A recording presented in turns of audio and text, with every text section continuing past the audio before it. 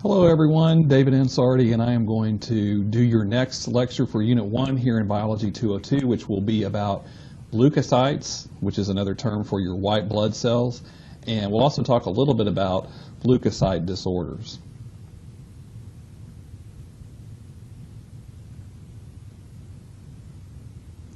All right, so let's get started here. Now you've already heard by this point about the different components of your blood, and you've probably also seen this diagram from your textbook where, you know, when you have blood drawn, a lot of times it's taken over to the laboratory and they spin it in a centrifuge, and that helps separate out the major blood components from each other based on how fast they settle in the centrifuge when it's spinning. And you would find that your red blood cells or your erythrocytes would end up in the bottom of the tube because they're more dense. Up at the top of the tube, you would have the liquid component of the blood, or your plasma. And then in between, you would have a little strip of cells and platelets located there. In the laboratory, they call this the buffy coat. That buffy coat, I don't know where they came up with that name, but that's what they call it. That contains your leukocytes and then also your platelets. And if you notice here on this diagram, the leukocytes are your white blood cells, and your platelets, they only make up about 1% of the components of whole blood. So they're not a huge component of your bloodstream, but they play very, very important roles. All right, and so I'm going to introduce the different kinds of leukocytes or white blood cells to you today.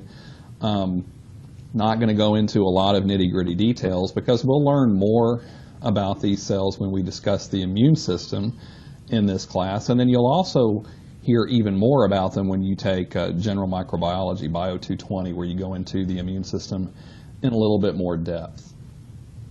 Okay, now this picture on this slide, this is an image taken of a view of stained blood cells being viewed under a microscope. And so you may very well look at these cells during the laboratory component of Unit 1. And when you do, you will notice when you look at blood microscopically, the vast majority of what you're going to see on the slide are these guys. Those are your erythrocytes. That's another name for your red blood cells, or RBCs. You will likely see scattered around lots of little specky things that look like this that are much smaller than those erythrocytes or red blood cells. Those are your platelets. We're not talking about those guys right now. Instead, we're going to be focusing in on these other larger cells that you see here. These are examples of different types of your white blood cells.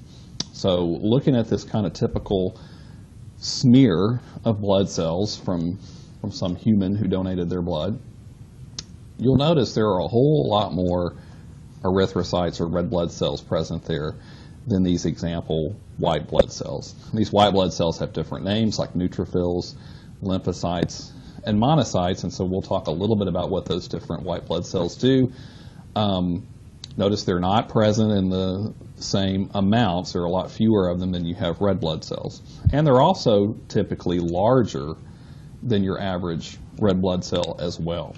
They have very different functions. Okay, so this diagram from your textbook, this is kind of a little diagram showing you what we were just looking at, the spun blood in a laboratory that's been separated into different components. And if you took a look at the leukocytes or the white blood cells present there, now there are 5 different major types of white blood cells or leukocytes that have different functions. And they're present in different amounts or percentages. Most of us have likely had what's called a differential white blood cell count performed on us as a blood test at some point during our lifetimes. And when that type of white blood cell count is performed, what they're looking at is, well, what percentage out of all of your white blood cells that you have, what percentage are neutrophils, what percentage are eosinophils, basophils, lymphocytes, and monocytes. Those are your 5 different types of white blood cells that we're going to be learning about. These percentages that you see over here are the percentages of all of your white blood cells that you would expect to be these different types. So the majority of your white blood cells are going to be either neutrophils or lymphocytes. They make up the biggest percentages, and then you typically have much fewer eosinophils, basophils, and monocytes. And you'll see that in the laboratory if you actually wind up doing this experiment. Okay, this diagram is, you've probably seen this a little bit before already. This is a diagram of hematopoiesis, which by now you have learned means blood cell formation. You have hopefully learned by now that all of your blood cells originate or develop in the bone marrow, and they all develop from a common type of stem cell, which is an immature, unspecialized blood cell called a hemocytoblast. So all of your blood cells, red blood cells, white blood cells, all those different types, plus your platelets, are derived from these hemocytoblasts that are present in your bone marrow.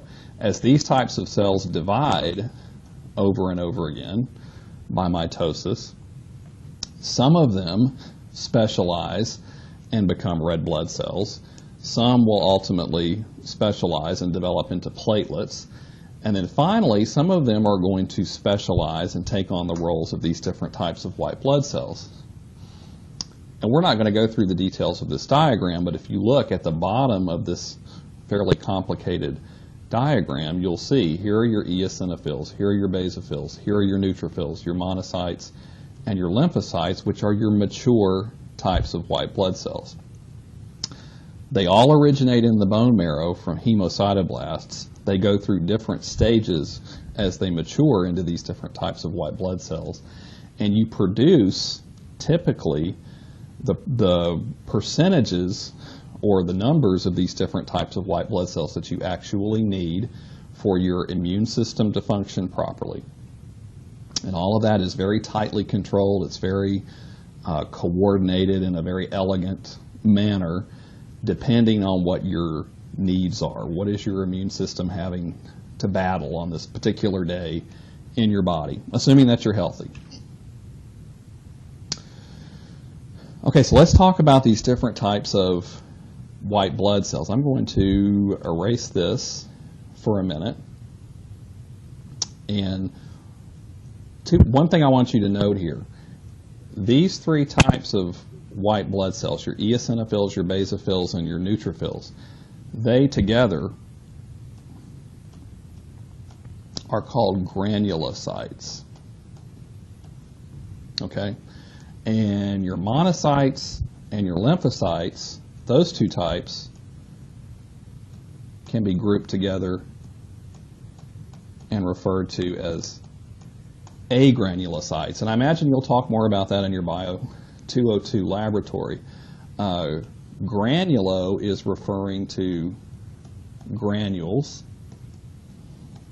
which are basically membrane-covered bags of chemicals that are important for immune system function.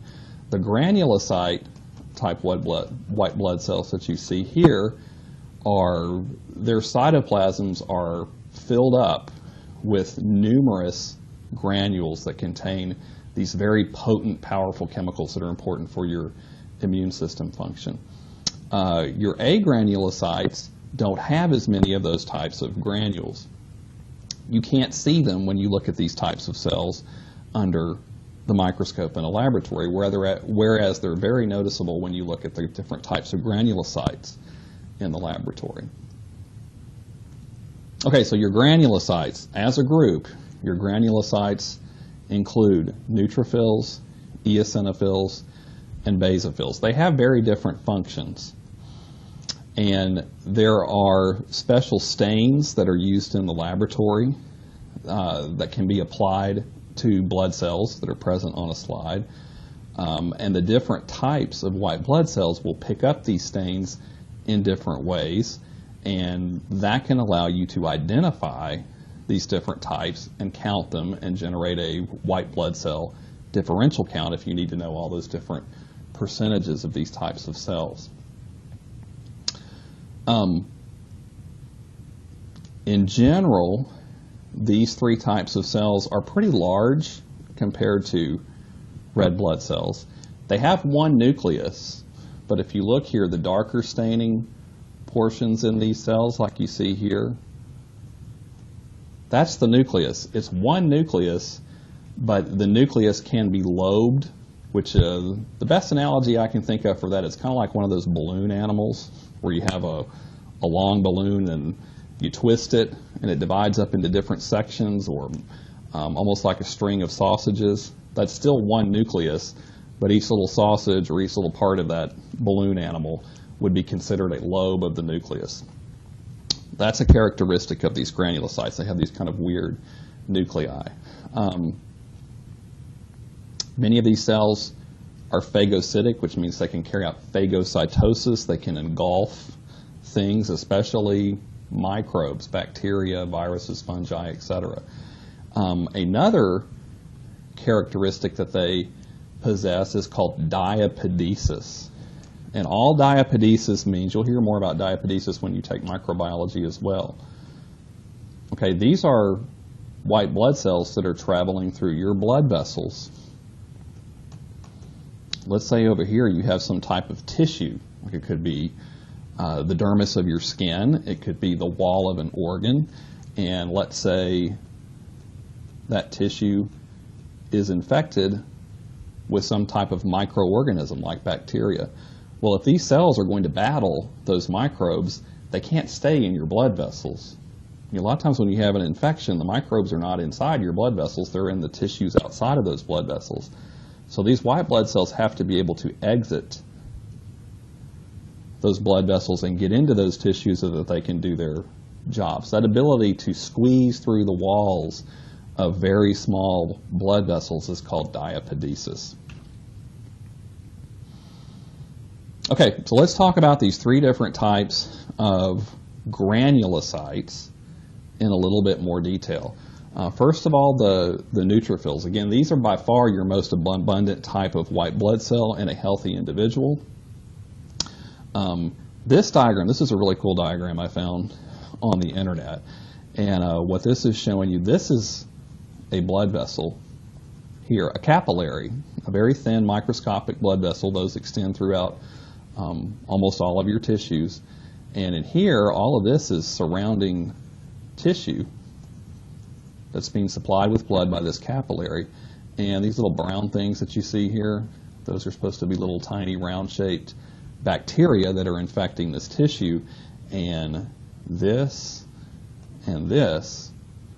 those are both neutrophils that have undergone diapedesis. They've actually squeezed through slits that are located in the walls of these capillaries, and they've entered these tissues, and their job is to engulf, phagocytose, ingest, and digest these bacteria that are causing this infection.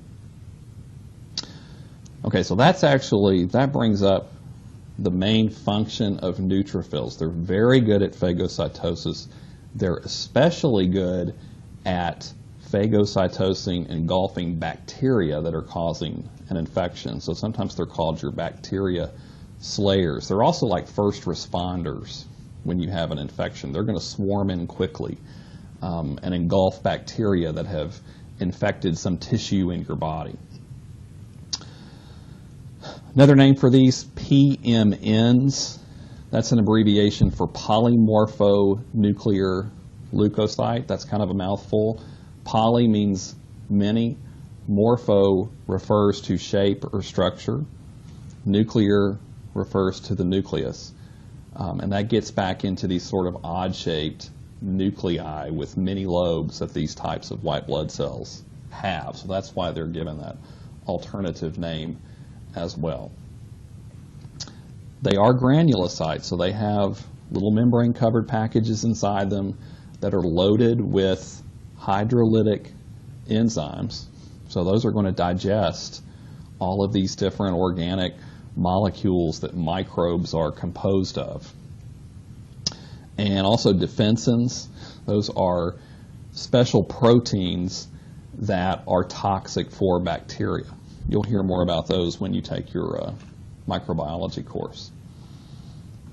So neutrophils, very important. Think about those as first responders.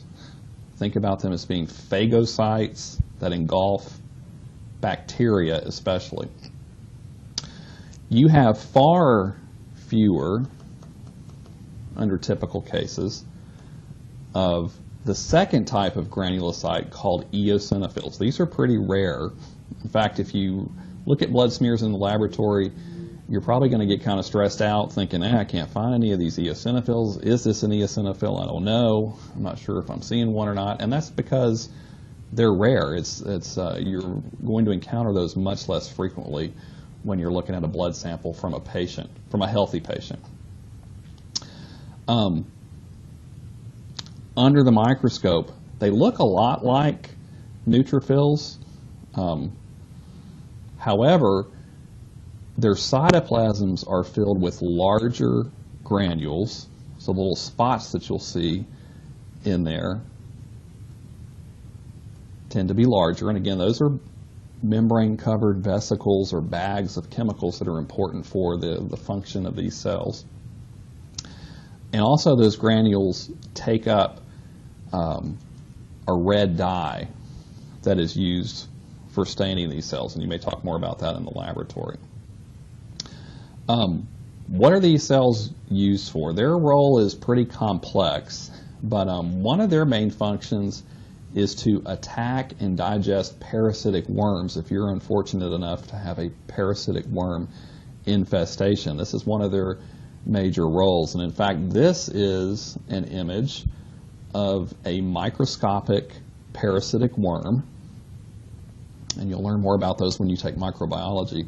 But all these little round cells that you see here that are coating the outside of this worm, those are eosinophils that have attached to this worm, and they are releasing all of those chemicals that are stored inside those little vesicles, and those are very, very toxic, very destructive, and they'll actually digest. The goal there is to try to kill this parasitic worm.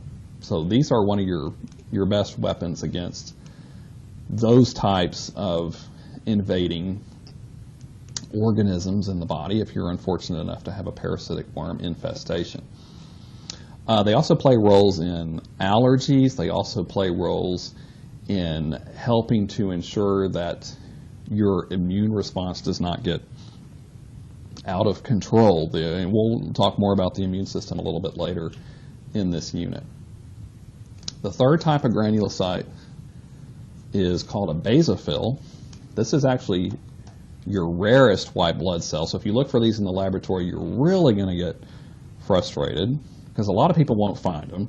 And hopefully your instructor in the laboratory will alert the whole class that, hey, somebody found a basophil and you might want to come over and see one if you happen to find one. Kind of look like neutrophils under the microscope. They're filled with little granules that contain important chemicals as well, but those tend to stain with a bluish dye, which is also called a basophilic dye in this case. Those granules contain several important chemicals, but probably the most important of those chemicals is called histamine. And now we've all heard of histamine before, or you've heard of that word before in the context of antihistamine, because those are drugs that we take to help reduce symptoms of allergies. Histamine is a chemical that is released by basophils, and also your mast cells that are present in your tissues. You hopefully talked a little bit about mast cells when you studied tissues and the integumentary system in Biology 201. Histamine is a chemical that is released when you have an injury or an infection in a particular location, and what that does is it stimulates blood vessel dilation, and it also causes those blood vessels that dilate and expand in a tissue to become leakier, so that things can exit the blood and get into a tissue where an infection is taking place. That's very important. We were just looking at diapedesis. These cells are in your bloodstream as well. They need to get out and into a tissue to help fight an infection. So if your blood vessels are expanded and the walls are leakier, makes it easier for these white blood cells of your immune system army to get out into those tissues and help fight an infection. So think about basophils as helping to stimulate inflammation, which also helps recruit in other white blood cells, other components of your immune system that you'll learn about later that are required to help you wage war with infecting microorganisms. Okay, so those were your three types of granulocytes: neutrophils, basophils, and eosinophils. Now let's briefly talk about your agranulocytes. So these are also white blood cells. They also originate in the bone marrow. You will, if you're a healthy individual, you will make appropriate amounts of these cells depending on your needs. But when you look at them under the microscope, like let's take a look at this one here, they'll have a very large prominent nucleus. The cytoplasm, though, with the dyes that are used to make these cells more visible in the laboratory, the cytoplasm tends to have a sky blue type color, and you don't see the prominent, large, obvious granules. So because of that, these cells are called agranulocytes, meaning without granules. There are two major types of these: lymphocytes, which are your second most abundant type of white blood cell in general. And then you have your monocytes, which are not nearly as abundant as lymphocytes, but more abundant than your eosinophils or your basophils. All right, let's briefly talk about what these cells do. Lymphocytes, if you look at those in the laboratory under a microscope, they're pretty small, most of them. So this is a red blood cell, this is a red blood cell, this is a red blood cell. These guys are not a whole lot larger than those. They have a large round nucleus, very little cytoplasm. Let me erase that. Sometimes you'll maybe just see like a little crescent moon of sky blue.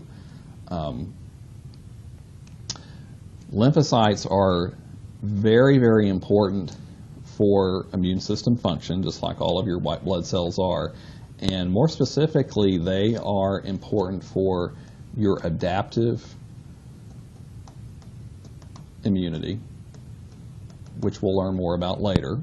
That's the branch of your immune system that deals with very specific immune responses that you make to very, very specific types of microbes, very specific types of viruses or bacteria or fungi or whatever it is that you've been infected with.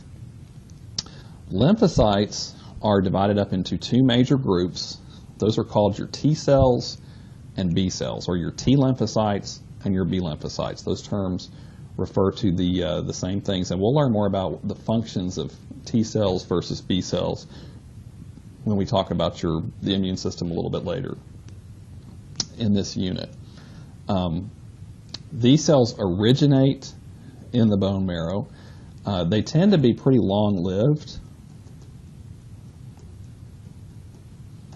cells. They tend to reside, yes, you have these cells in your bloodstream, but many of them, under normal circumstances, they reside in your body, in your lymph nodes, your tonsils, if you still have them,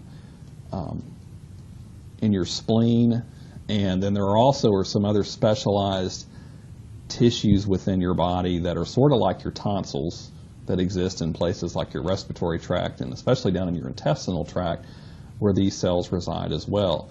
And we'll talk more about those when we go over the immune system.